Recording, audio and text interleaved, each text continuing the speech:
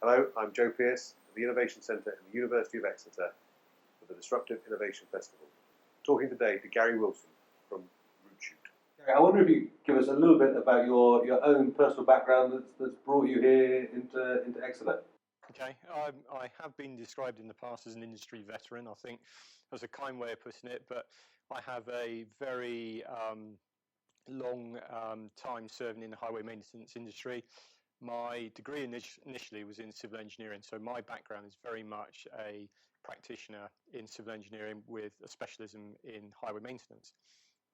And I worked through local authorities, private consultants, maintenance contractors, so I pretty much covered the full breadth of the highways industry, from service provider to specifier.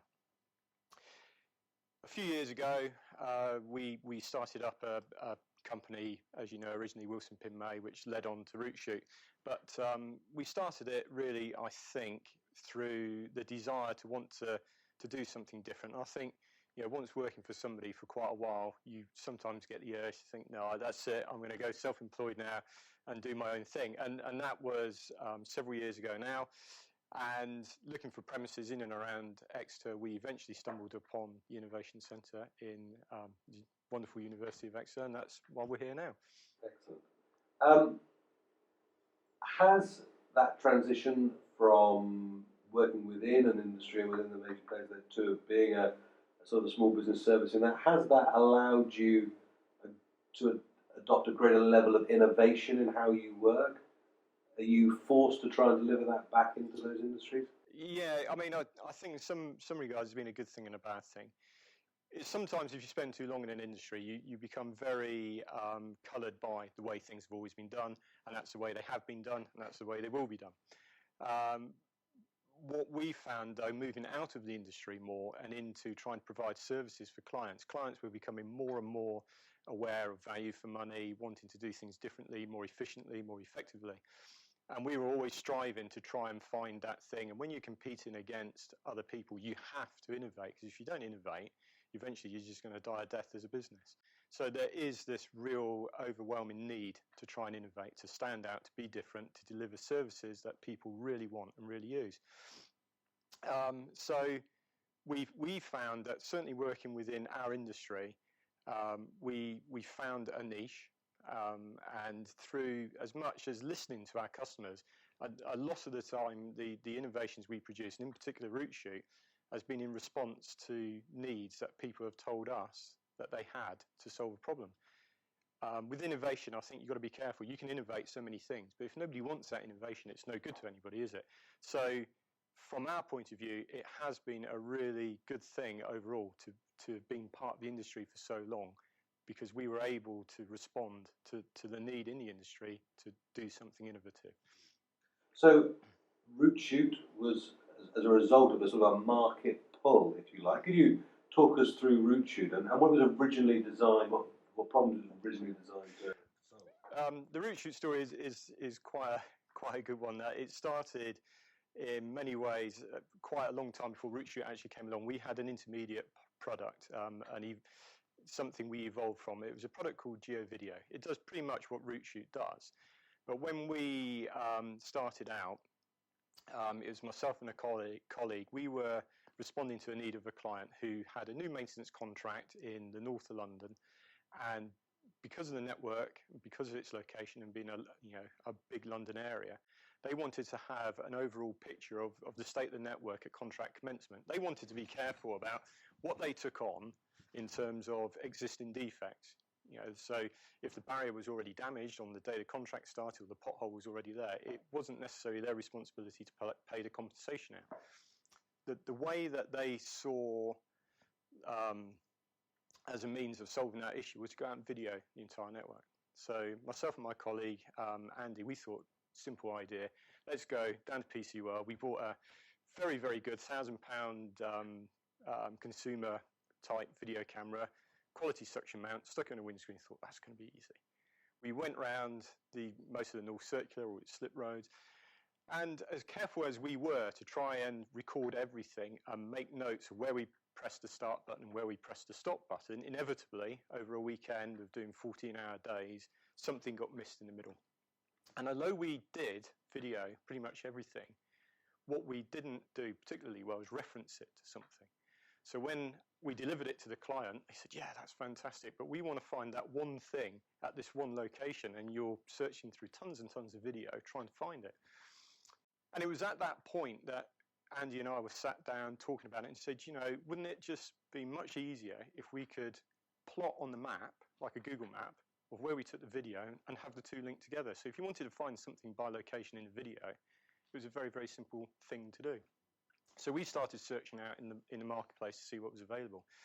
And there wasn't actually that much available. There were large companies who had survey vehicles that you could go and rent, pay £5 or so a kilometre.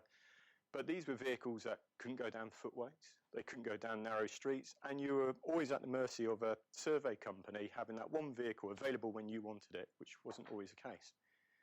So we sat around and we thought about this, that, you know, I can't believe there's nothing out there to do this. Either we're missing something, or there really is the need that we can, you know, innovate for. So that's where Geo Video was born initially, and it was a bit of an affair where you had a laptop in your vehicle, you had a camera on your windscreen, you had a GPS on the roof, you had batteries, cables everywhere.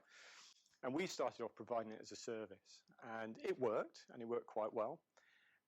But customers then start coming back to us and say, look, we can see how easy it is to set this up in your vehicle and drive around. Can we do it? And then you start thinking about, it's one thing having a product that you use yourself on a day-to-day basis, and it's another thing to make it a market-ready product that you can give to a consumer who's going to pay for it and use it and be happy with it. So we tried that for a while, and it was notoriously difficult. There were too many variables, and it wasn't as easy for customers to use as they thought it would be. And then, in all honesty, it was just a case of sitting down in the office one day, and it was when I think the iPhone 4 first came out. And I was just sat there, and I'd taken some photographs or some videos over the weekend, and it just occurred to me, you know, smartphone, camera, storage, GPS, data connection, transmit it all. Couldn't we do it all on the iPhone? And it sounded easy at the time, and it was actually a lot harder than we thought to do that, but we persevered with it, and we did it, and that was how RootShoot was born. And it was an innovation and a need to meet the requirements of, in this particular case, initially a few years back, albeit, a customer in the north of London that wanted to video his entire highway network. And so the result of that is now an app which, sorry, could you describe the app? Right, okay, there's two components to it. We've got the actual app itself, which runs on a smartphone. So currently it's on Windows, Android, and Apple. And what it allows you to do is to, in much the same way as you use your video camera on your phone, you just start recording and then you stop a recording. And at the same time it does that, it actually records the two data streams, one being the video and one for the GPS.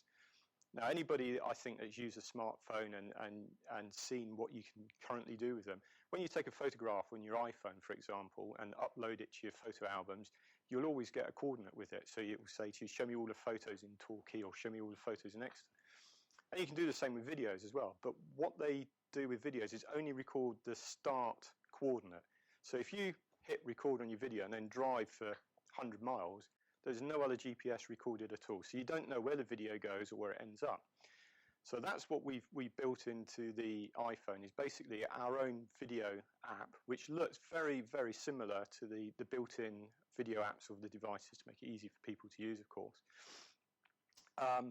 And what that does is allows you to record the video and the GPS. And then we've built a whole website behind that, which allows you to then upload the videos from your devices onto the website. And the way I like to describe to a lot of people is it's think of YouTube mashed together with Google Maps, mashed together with Facebook. So we produce this website that you can deploy corporately behind your own firewalls. We sell it through a software as a service model. And the idea being that you can give your app to all your workforce, so you can effectively crowdsource all your video very, very quickly, very, very cheaply. Most people have got the equipment and hardware in place anyway, so there's minimum hardware to roll out. Go out, record video on a day-to-day basis, but upload it to the RootShoot portal, and that can either be a dedicated standalone one for use by the particular customer in question for security. It might be behind their own firewall, or we could provide it on virtual servers, virtual machines. And then what that enables you then to do is to bring all those small little snippets of video together and build up an overall picture very, very quickly. There are applications beyond highways, but our background being in highways, that's where we started it, and that's where it's really sort of taken off. And if you think about things like managing defects on highway networks, health and safety, not repeatedly going out visiting sites, you can see how it's used. And as a collaborative tool, bringing it all into the one portal, so people don't mind where the videos come from, they just want to look at the end result.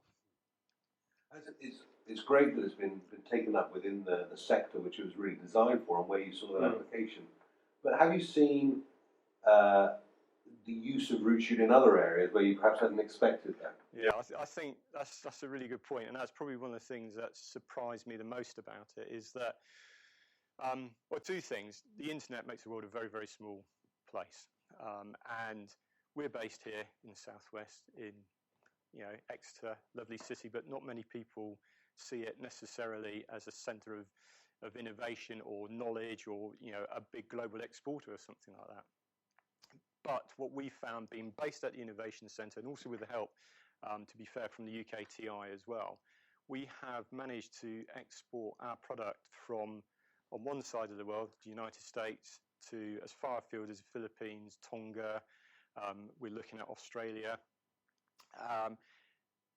Africa, Nigeria, and its uses have varied from disaster relief to corporate governance, making sure people are building the roads they say they're building, to surveying pipelines, pipeline security integrity, to tracing utility trenches and making sure that people are digging in the right place. The applications have been absolutely enormous, and one that we're currently working on, which just seems crazy to us, but it's been driven by the industry, and we're working with them very closely to try and make it happen, is in the horse world, equine, in eventing of all things. That they are really, really interested in being able to use video cameras and GPS technology when they carry out eventing events, if you like. And it's not something we ever thought we would ever be getting into. I'm a highway engineer, we're talking to people with horses and sticking video cameras and GPS on it is completely crazy, but that's what this has all led to, and it's really, really exciting. And within that client base, have you seen anywhere that this application has really been able to disrupt perhaps the sort of the existing paradigm or the existing systems which are in place, and where root shoot has really been able to have an impact on that industry or that sector? I think one of the best examples really of where root shoot has made an impact is in the Philippines, and there's a number of reasons why it's made an impact. Number one, that the technology that we're using is accessible to people that don't necessarily have the means or the funds to bring over big multi-million-pound survey vehicles. Those big multi-million-pound survey vehicles can't always drive in the locations where you might want to gather that sort of information. So from that respect, it's been very disruptive, but it's also brought huge benefit because it's allowed that technology and that information to become available where otherwise it was just simply not possible. And is that disruptive? Well, I guess it is in a way. And what it has done in the Philippines is it's really helping in, and it's not an understatement, it really is helping to change people's lives in the Philippines, because what it's doing is facilitating the construction of roads in locations that I've been to, because as part of this project we have been out to the Philippines and worked with the World Bank and the various local government organisations in the Philippines. And we're talking about roads that are just really tracks that only exist for 2 or 3 months of the year as a market season, which you have to have machetes to get down. And these are important to the local economy because they for example, they call these the farm to market routes. So as part of the local economy, it's important if you're growing crops in your farms, you want to get them to the market as quickly and easily and as efficiently as possible. And until root shoot came along, these farmers were saying, we want a route, we want it paved with something, and it might only be gravel, it could be concrete, and sums of money might be made available to do it, but those sums of money would only be made available if they could prove, number one, that they do actually need a road, number two, that there is actually nothing there, and number three, they have actually built it. Now, there are certain parts of corporate governance that, the Philippines, as an archipelago, there's over 7,000 islands. So to get round and manage all that, as you can imagine, would be a hugely impossible task. So this whole idea of giving the control back to the people to say, look, if you want this stuff, you video it, you send it in to us, we can see it, we can plot it on a map, we can view it ourselves. We don't have to travel across X thousand islands to get to it. Some of them we might not even be able to get to for weeks and weeks and weeks. So it's made things happen, and we're really proud of that. And I think one of the nice things that have come out of it, certainly within the Philippines, is that a lot of work has been sponsored by the World Bank, and they're providing money to enable this to happen. So for them, it's really important that they make sure that the money is being spent correctly, and Root Shoot is seen as key to that. And one of the conversations that they had with one of the local ministers responsible for the Department of Budget Management in the Philippines was that this is all well and good. We're glad that you like Root Shoot, etc. But how can we make sure that this process is followed every time for money that we spend? And the response that they had in government, well, that's fine, we'll make it a legal requirement. And for us, based in the southwest, little city in the southwest of England, in Exeter, there we are, making that level of impact on the other side of the world, where what we have done to innovate is now potentially going to become a legal requirement. And that is extremely exciting. We're very, very proud of it. And I think our team in the Innovation Centre and everybody that's helped us get to that location, it just goes to show you what can be done. And what's the sort of scale of the project that they're doing in the Philippines? Well, the World Bank themselves are spending $500 million US. In total, there's going to be $3 billion spent. So there's a certain amount being spent by the government of the Philippines as well. So it's a huge project. And to be able to control that, as you can imagine, if I was spending $500 million of my own money, I'd want to make sure it's being spent in the right place. So it is a colossal project. And you mentioned it a couple of times about being based in the southwest of the UK in Exeter. How do you find working down here in terms of being able to access resource and skilled people, which will enable your business to continue to innovate and to develop?